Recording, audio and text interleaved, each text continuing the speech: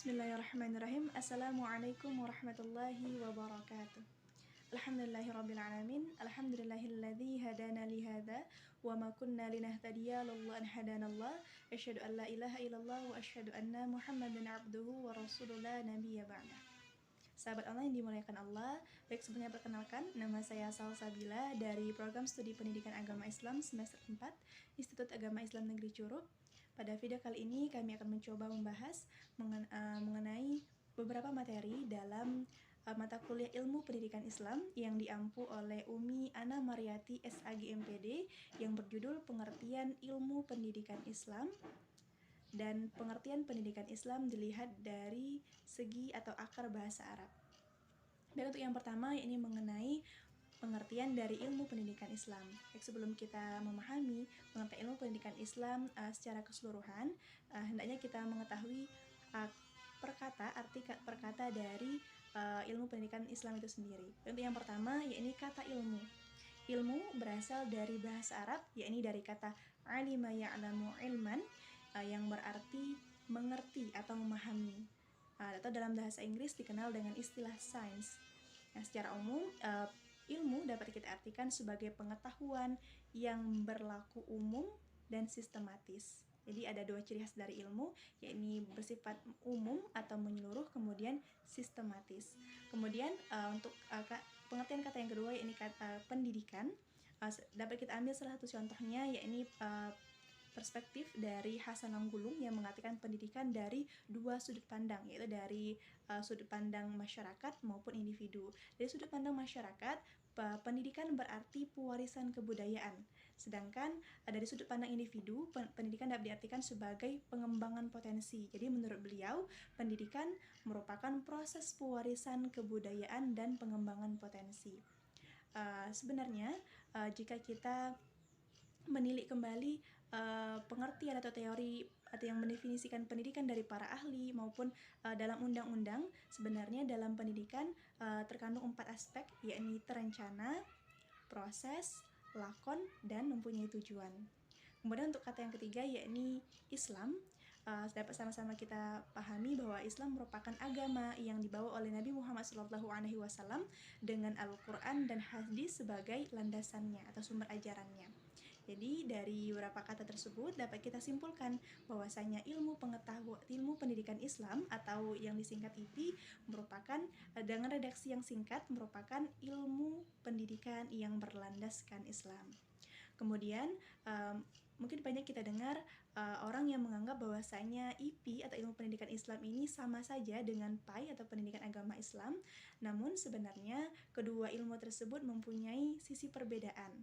Yang pertama, PAI atau pendidikan agama Islam dapat kita artikan sebagai pendidikan yang mengajarkan apa itu agama Islam, yang biasanya hanya meliputi 4 aspek materi, yakni akidah akhlak, kemudian syariah atau hukum Islam atau disebut dengan fikih, kemudian sejarah kebudayaan Islam atau SKI, dan meliputi Al-Quran dan Hadis. Sedangkan IP atau ilmu pendidikan Islam ini dapat diartikan sebagai pendidikan yang berwarna Islam atau pendidikan yang Islami, yang mana cakupannya tidak hanya mengajarkan mengenai pengetahuan agama, akan tetapi juga meliputi ilmu sosial, politik, budaya, dan lain sebagainya yang berlandaskan pada Al-Quran dan Hadis. Atau dapat kita simpulkan bahwasanya IP atau ilmu pendidikan Islam ini lebih luas cakupannya daripada pendidikan agama Islam atau PAI. Kemudian untuk materi yang kedua, yaitu mengenai pengertian pendidikan Islam dilihat dari akar bahasa Arab.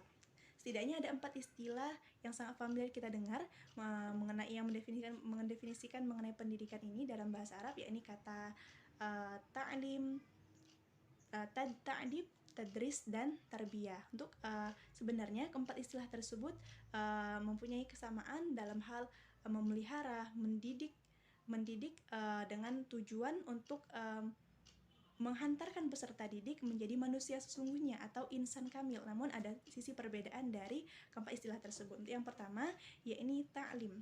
Ta'lim terbatas pada proses pengajaran atau transfer pengetahuan atau ilmu, yang mana hanya menyangkut pada ranah kognitif saja. Kemudian untuk istilah yang kedua, yakni ta'dib. Ta'dib dapat diartikan sebagai proses pembentukan adab atau karakter, atau dalam kata lain pada istilah ta'dib ini hanya juga menyangkut pada ranah afektif. Kemudian untuk istilah yang ketiga yaitu tadris. Tadris dapat diartikan sebagai proses pengulangan atau pembiasaan. Atau dengan kata lain, bagaimana pendidik berupaya untuk menjadikan peserta didik agar mau untuk membaca, menulis, mempelajari serta mengamalkan apa yang dipelajari. Dan juga ada pandangan lain menyebutkan bahwasanya tadris ini hanya menyangkut satu arah saja atau tidak ada feedbacknya. Bagaimana guru guru memerintahkan murid untuk membaca, kemudian menulis, dan siswa atau peserta didik melaksanakan. Kemudian untuk istilah yang terakhir yaitu tarbiyah. Untuk istilah tarbiyah dapat diartikan sebagai bimbingan yang menyeluruh atau mencakup semua. Atau dengan kata lain juga menyangkut pada ranah baik itu kognitif, afektif maupun psikomotorik yang bertujuan agar menjadikan atau mengantarkan peserta didik untuk menjadi manusia yang berdaya atau memiliki potensi. Baik, mungkin itu saja yang dapat kami sampaikan mengenai pengertian ilmu pendidikan Islam, dan yang materi yang kedua tadi mengenai pengertian pendidikan Islam dilihat dari segi bahasa Arab. Semoga bermanfaat. Kami mohon maaf bila terdapat kesalahan atau kekhilafan. Pada Allah sama-sama kita mohon ampun. Terima kasih. Barakallahu fikum. Assalamualaikum warahmatullahi wabarakatuh.